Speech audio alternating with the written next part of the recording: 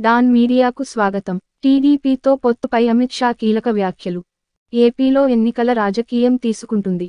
2014 పొత్తులు ఇప్పుడు ఏపీలో రిపీట్ అవుతాయని చర్చ జరుగుతుంది. తాజాగా ఢిల్లీలో కేంద్ర హోం మంత్రి అమిత్ షాతో చంద్రబాబు సమావేశం తర్వాత పొత్తు ఖాయమని అంచనాలు మొదలయ్యాయి. ఇదే సమయంలో ఏపీలో పొత్తుల పైన కేంద్ర హోం మంత్రి అమిత్ షా క్లారిటీ ఇచ్చారు. అదే సమయంలో పార్లమెంటు ఎన్నికలకు ముందు సీఏఏ చట్టం అమలు, పౌరసత్వ చట్టాన్ని అమలు చేస్తామని సంచలన ప్రకటన చేశారు. ఎకనామిక్ టైమ్స్ సదస్సులో కేంద్ర హోం మంత్రి అమిత్ షా కీలక వ్యాఖ్యలు చేశారు. ప్రధాని మోదీ నాయకత్వంలో ఎన్డీఏ మూడోసారి అధికారంలోకి వస్తుందని ధీమా వ్యక్తం చేశారు. బీజేపీ 370 సీట్లు గెలుస్తుందని చెప్పుకొచ్చారు. లోక్సభ ఎన్నికల ముందే పౌరసత్వ చట్టాన్ని అమలు చేస్తామని హోం మంత్రి చేసిన వ్యాఖ్యలు సంచలనంగా మారాయి. ఈ రోజుతో పార్లమెంటు సమావేశాలు ముగియనున్నాయి.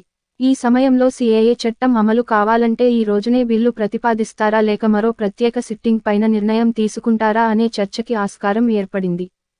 కొన్ని ప్రాంతీయ పార్టీలు ఎన్డీఏను వీడి వెళ్లడం పైన అమిత్ షా స్పందించారు. తమ మిత్రులను తాము ఎప్పుడూ బయటకు పంపించలేదని, ఆయా రాష్ట్రాల్లో ఉన్న రాజకీయ సమీకరణాలను దృష్టిలో ఉంచుకుని బయటికి వెళ్లి ఉండవచ్చునని అమిత్ షా అన్నారు. పంజాబ్లో అకాలీదళ్తో చర్చలు నడుస్తాయన్నారు.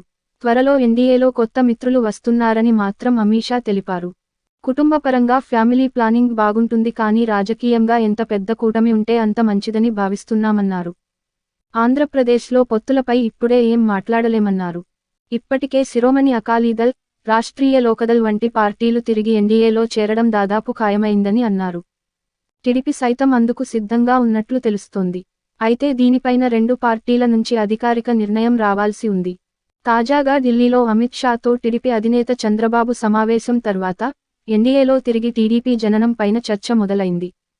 టీడీపీ నేతలకు చంద్రబాబు ఎన్డీఏలో చేరక తప్పదనే సంకేతాలు ఇచ్చారు. అయితే సీట్ల గురించి చర్చలు సాగుతున్నాయని చెబుతున్నారు. తాజాగా సీఎం జగన్ ఢిల్లీలో ప్రధాని మోడీతో సమావేశం అయ్యారు. ఈ సమయంలో అమిత్ షా ఏపీలో పొత్తుల పైన ఇప్పటికిప్పుడు ఏమి మాట్లాడలేమని చెప్పడంతో కొత్త అంచనాలు తెరమీదకి వస్తున్నాయి.